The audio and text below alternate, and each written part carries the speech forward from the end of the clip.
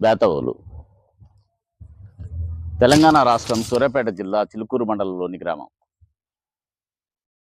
ఆధ్యాత్మిక నేపథ్యం గల పల్లె. స్వాతంత్ర్య సమరయోధుల పురిటిగడ్డ ఇది.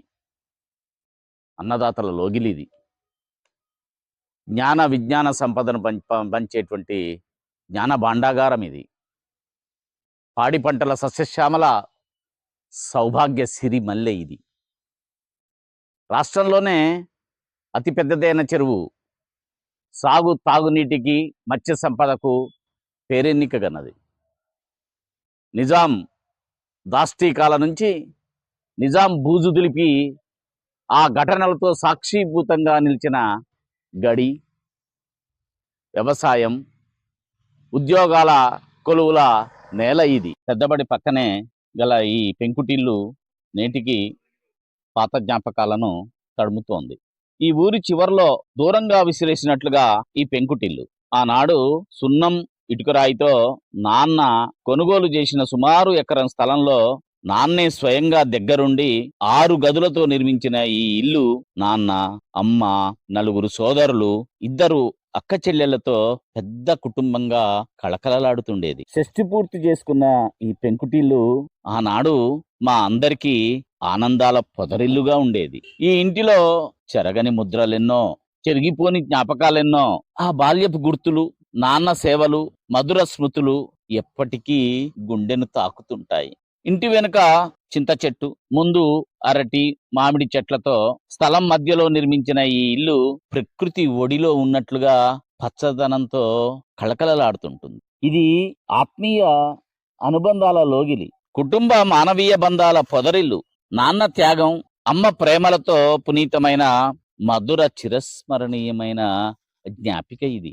ఇంటి పక్కనే ప్రభుత్వ పాఠశాల ఉండటం, నాన్న అక్కడే ఉపాధ్యాయుడిగా పనిచేయడం, ఇంటి వసారాలో ట్యూషన్లు ఉండటం, విద్యార్థులకు నాటక ప్రదర్శనలో శిక్షణ ఇవ్వడంతో ఈ ఇల్లు ఎప్పుడూ మరో బడిలాగా నిత్యం విద్యార్థులతో కళకళలాడుతుండేది.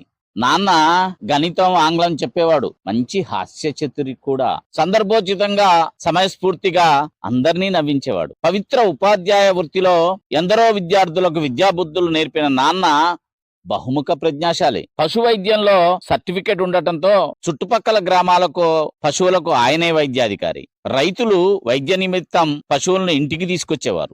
ఒకవేళ అవి రాలేని పరిస్థితుల్లో అక్కడికే పోయి వైద్యం చేసేవాడు. అంతేకాదు హైదరాబాద్ లో హోమియో వైద్య నిపుణుడి వద్ద హోమియో వైద్యం నేర్చుకుని చిన్న చిన్న రోగాలు, జబ్బులకు ఇక్కడి వాళ్లకు హోమియో వైద్యం చేసేవాడు. ఆ హోమియో బిళ్ళల చెక్కపెట్టె గుర్తులు మదిలో ఇంకా మెదులుతూనే ఉన్నాయి. ఉపాధ్యాయుడిగా, వైద్యుడిగా, కళాకారుడిగా, వాలీబాల్, బ్యాడ్మింటన్, క్యారమ్స్ క్రీడాకారుడిగా, బహుముఖ ప్రజ్ఞాశాలిగా, ఓ బక్కపల్సని బలీయమైన డైనమిక్ పర్సనాలిటీగా నాన్న ఈ ప్రాంతంలో శంకర్రావు సార్ అంటే తెలియని వారు ఉండరు. వృత్తి ప్రవృత్తులతో సామాజిక బాధ్యత నెరపిన నాన్న కుటుంబ సమస్యలతో కూడా సతమతమయ్యేవాడు. పిల్లల చదువులు, ఉద్యోగాలు, పెళ్లిళ్ల కోసం నిత్యం ఆరాటపడేవాడు. పిల్లలంతా ప్రభుత్వ పాఠశాలల్లోనే ఒక దశలో నాన్న దగ్గరే స్టూడెంట్ గా ఉండటం ఎంత అనుభూతి. నాన్న ప్రేమైక సేవా త్యాగంతో పెనవేసుకున్న ఈ ఇల్లు, ఈ ఇంటిలోని ప్రతి అణువు అనేక మధుర స్మృతులను నెమరవేస్తోంది.